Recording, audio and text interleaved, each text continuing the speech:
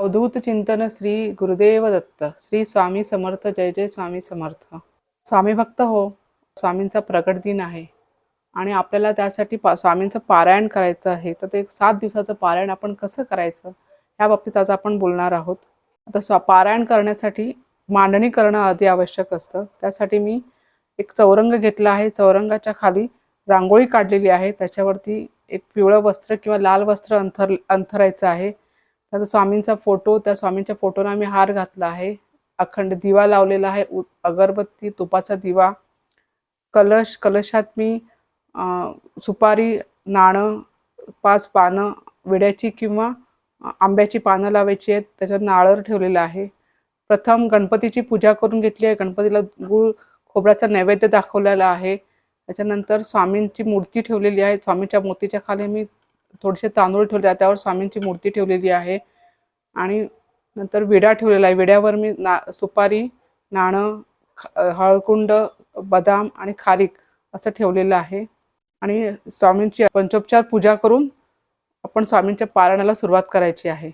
त्याआधी आचमन करायचं आहे. 3 वेळा हातात पाणी घेऊन केशवाय नमः, माधवाय नमः, गोविंदाय नमः असं करून पाणी प्यायचं आणि 4थ्या वेळी पाणी ताम्हणात सोडायचं आहे. नंतर सगळ्यात महत्त्वाचा म्हणजे संकल्प. आपण जेव्हा पारायणाला सुरुवात करू त्याआधी संकल्प करणं महत्त्वाचं असतं. तर संकल्पासाठी हातात थोडेसे तांदूळ आणि पाणी घेऊन आपण संकल्प करायचा असतो. संकल्प कसा करायचा, तर आपलं नाव सांगायचं, आपलं गोत्र सांगायचं, आपण कुठे राहतो ते सांगायचं आणि तुम्ही कशासाठी संकल्प करत आहात, की स्वामींचं पारायण कशासाठी तुम्ही करत आहात, की ते तुम्ही सांगायचं आणि ते तांदूळ आणि पाणी ताम्हण्यात सोडायचं आहे.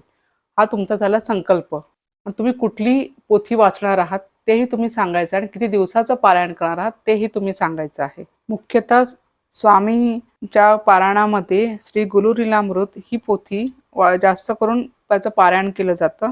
त्यामध्ये 21 अध्याय आहेत आणि हे 21 अध्याय जर 7 दिवसात पारायण करायचं असेल तर दिवसाला 3 अध्याय ह्याप्रमाणे 7 दिवस असे ते पारायण करता येते. आणि दुसरी गोष्ट म्हणजे त्याच्यामध्ये त्याचे नियम दिलेले आहेत. पारायणाचे पारायण कसे करावे, किती अध्याय दिवसाला करावे किंवा अशी छान अशी स्पष्ट अशी पोथी आहे. दुसरी पारायण करण्यासारखी पोथी म्हणजे श्री स्वामी चरित्र सारामृत. ही पण 21 अध्यायी पोथी आहे विष्णू बळवंत थोरातांची आणि त्याच्यात 21 अध्याय आहेत आणि ही पोथी एका दिवसात पूर्ण एक पारायणही ह्याचं पूर्ण करतात. 21 अध्याय एका दिवसात एक एक आसनावर बसून ह्याचं पारायण करता येतं आणि ह्याचे तुम्ही दिवसाला एकदा पारायण करू शकता, दिवसाला 3 अध्याय करू शकता किंवा मग 7 दिवसात 7 पारायणही करू शकता. ह्याच्यात फलश्रुती दिलेली आहे. रोग बरा व्हावा यासाठी तुम्ही 7 पारायण करावे. विद्याभ्यासात प्रगती, परीक्षेत यश हवे असेल तर 7 पारायण करावे. विवाह जमवून तो निर्विघ्न पार पडायचा असेल तर 1 दिवसात 1 पारायण करावे. नोकरी मिळणे, व्यवसायात यश मिळण्यासाठी 7 पारायण करावे. स्थावर मालमत्तेची अडकलेली महत्त्वाची कामे होण्यासाठी 7 पारायण करावेत.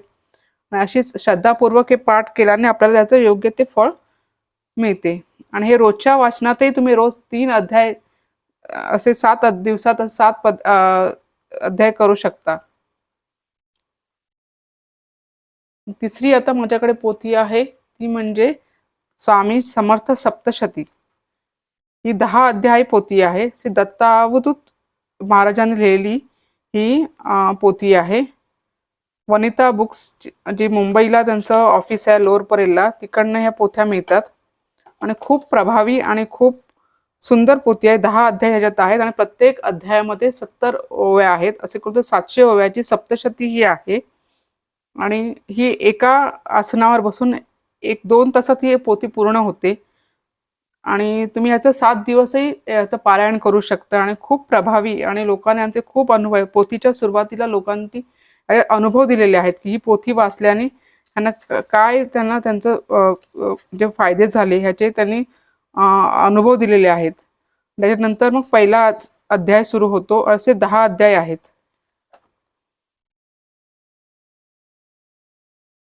आणि चौथी माझ्याकडे पोथी आहे ती म्हणजे यतिगंध पोथी. ही स्वामींनी स्वतः परमपूज्य सौ सुनंदा नारायण फडके यांच्याकडनं स्वामींनी ही पोथी लिहून घेतलेली आहे. ह्यात एकूण 18 अध्याय आहेत आणि खूप सुंदर पोथी आहे ही. ह्या पोथीचंही तुम्ही पारायण करू शकता. 18 अध्यायाचे 7 दिवसातही करू शकता किंवा मग एका दिवसात एका बैठकीतही तुम्ही ही पोथी वाचू शकता. असं तुम्ही 7 दिवसही ह्याचं पारायण करू शकता. आणि ज्यांना कामाअभावी पोथी वाचणं शक्य होत नाही त्यांनी श्री स्वामी समर्थ बावन्नी ही करावी. छोटीशीच बावन्नी आहे, एवढीशीच आहे बावन्नी. हे बघा, इथपर्यंतच आहे. आणि ही याचाही लोकांना खूप छान अनुभव येतो आणि सोयीस्कर सोपी अशी आहे. आणि वेळेअभावी तेही जमत नसेल तर स्वामी अष्टक तुम्ही म्हणू शकता. स्वामी अष्टक तुम्ही 11 म्हणू शकता. गुरुस्तवन तुम्ही म्हणू शकता. त्याच्यातही स्वामी समर्थ बावन्नी आहे. स्वामी स्तोत्र आहे, स्वामी चरित्र स्तोत्र, ते तुम्ही पठण करू शकता 7 दिवस. गुरुस्तवन स्तोत्र आनंदनाथ महाराजांनी स्वामींवरती लिहिलेलं गुरुस्तवन स्तोत्र हे खूप प्रभावी स्तोत्र आहे आणि हे शंकर महाराजांच्या खूप आवडीचं होतं. हे स्वतः शंकर महाराज याचं हे करत होते, वाचन करत होते आणि हे खूप प्रभावी असं स्तोत्र आहे गुरुस्तवन स्तोत्र. त्याच्यानंतर स्वामींचं अष्टक, स्वामींचा पाठ, स्वामींचं अष्टक आहे. त्याच्यानंतर स्वामी चरित्र स्तोत्र आहे. असे खूप स्तोत्र आणि पठ तुम्ही करू शकता. स्वामी बावन्नी आहे, समर्थ बावन्नी आहे. अशा प्रकारे तुम्ही हे नित्य उपासना 7 दिवसाचं ह्याचंही तुम्ही अनुष्ठान करू शकता. तुम्ही स्वामी समर्थ बावन्नी रोज 52 वेळा म्हणू शकता.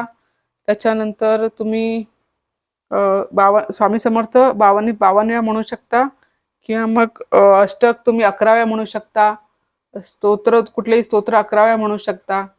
आणि सगळ्यात महत्त्वाचं म्हणजे सगळं हे केल्यानंतर स्वामींचा तारक मंत्र हा रोज 1 वेळा किंवा 11 वेळा म्हणावाच किंवा तुम्हाला जमत असेल तर 21 वेळा. तुमच्या शारीरिक बैठक तुम्ही किती करू शकता त्याप्रमाणे तुम्ही करू शकता. 1 वेळा, 11 वेळा किंवा 21 वेळा हा करायचाच आहे. दुसरं त्याच्यानंतर सगळ्यात महत्त्वाचं म्हणजे स्वामींच्या आवडीचं, स्वामींच्या इतकं जवळ राहता येईल त्यासाठी म्हणजे स्वामींचं नामस्मरण. 108 माळीवरती नामस्मरण करणं. श्री स्वामी समर्थ हा षडक्षराचा मंत्र, 6 अक्षरी मंत्र किंवा मग श्री स्वामी समर्थ जय जय स्वामी समर्थ हा मंत्र किंवा ओम श्री स्वामी समर्थाय नमः हा मंत्र मी रोज 108 किंवा 11 माळी, 21 माळी तुम्हाला जसा जमेल तसा तुम्ही करू शकता.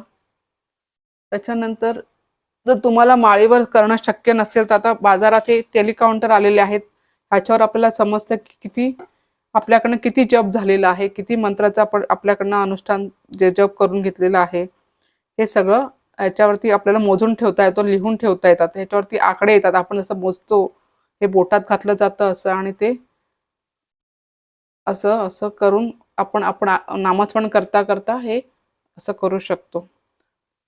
आणि जप मोजून करण्यापेक्षा अहोरात्र जेव्हा आपलं पारायण चालू असतं तेव्हा अहोरात्र हा जप करावाच. कारण जिथे नामस्मरण आहे तिथे स्वामी आहेत.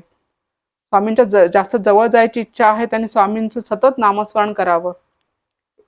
दुसरी गोष्ट म्हणजे नामस्मरण लिहून काढणं. श्री स्वामी समर्थ जय जय स्वामी समर्थ असे हे जे मंत्र आहेत ते दिवसाला 108 वेळा एखादा वहीमध्ये लिहून काढणं आणि अशा प्रकारे नामस्मरण तुम्ही करू शकता. आता ह्याच्यासाठी नियम काय आहेत, पथ्य काय आहेत? पारायण चालू असताना मद्यपान करू नये, नॉनव्हेज खाऊ नये, परान्न घेऊ नये आणि ब्रह्मचर्य पाळणं, ह्या 4 गोष्टी तर पाळायच्याच आहेत. त्याही व्यतिरिक्त म्हणजे या 7 दिवसात घरात कलह क्लेश करू नये, कोणाचेही मन दुखवू नये. तुम्ही खूप काही पूजा अर्चना करा आणि बाकीचे तुम्ही कोणाचं मन दुखवता, तुम्ही दुसऱ्यांना त्रास देता, तर त्याचं ते स्वामींना आवडणार नाही अजिबात. तर तेही पथ्य पाळणं खूप महत्वाचं आहे. आणि जर सोयर सुतक आलं, तुम्ही संकल्पयुक्त जर तुम्ही पारायण करतात आणि सोयर सुतक आलं तर राहिलेलं पुढचं पारायण तुम्ही ब्राह्मणांकडनं करून घ्यायचं आहे. आणि रोज पारायण झाल्यानंतर स्वामींना दोन्ही वेळचा नैवेद्य जे तुमच्या ऐपतीप्रमाणे तुम्ही फळ ठेवू शकता, काहीतरी गोड पदार्थ करून ठेवू शकता आणि रोज पारायण झाल्यानंतर पारायण संपलं की जे तुम्ही रोजचं पारायण करता ते स्वामी चरणार्पणमस्तु म्हणून ते स्वामींना अर्पण करायचं असतं आणि मग आरती करायची असते. कारण की आपण पारायण करणारे, आपण सेवा करणारे कोणी नसतो, स्वामी आपल्याकडनं सेवा करून घेतात. त्याच्यामुळे आपण हा अहंकार बाळगायचाच नाही की मी करतो, हे सगळं स्वामी करून घेतात, स्वामींच्या इच्छेने सगळं होत असतं. म्हणून ते स्वामी चरणार्पणमस्तु म्हणून ते स्वामींना अर्पण करायचं असतं आणि आरती करायची असते स्वामींची रोजची. आणि शेवटच्या दिवशी उद्यापन, जेव्हा स्वामी प्रगट दिन असतो त्या दिवशी स्वामींची अभिषेक, स्वामींच्या मूर्तीला अभिषेक करायचा, दुधाने करा किंवा मग पंचामृताने करा. पुन्हा षोडोपचार पूजा करून स्वामींना स्वामींच्या आवडीचा नैवेद्य जो म्हणजे पुरणपोळी, त्यांची बेसनाचे लाडू, जे काही स्वामींना आवडायचं त्याचा पूर्ण नैवेद्य करून तुम्ही स्वामींना दाखवू शकता. एखादं सवाष्ण तुम्ही हे घालू शकता किंवा मग तुम्हाला तेही नाही जमत सवाष्ण घालणं तर तुम्ही एखाद्या मंदिरात अन्नदान करू शकता. अशा प्रकारे स्वामींचं पारायण छान साद्रसंगीत पार पडायचं असतं. आणि नुसतंच असंच नाही की आता स्वामींचं प्रगट दिन आहे म्हणूनही नाही, जेव्हा तुम्हाला कधी वाटतं स्वामींचं पारायण करावं आणि करत राहावं, नेहमी करावं आणि अशा पद्धतीने पूर्ण नियम पाळूनच स्वामींचं पारायण करावं. अशा प्रकारे छान स्वामी प्रगट दिनापर्यंत तुम्ही 7 दिवसाचं पारायण करा, त्याचा छान अनुभव घ्या, स्वामींची कृपादृष्टी प्राप्त करून घ्या आणि आम्हाला ह्याचा अभिप्राय कळवा. श्री गुरुदेव दत्त.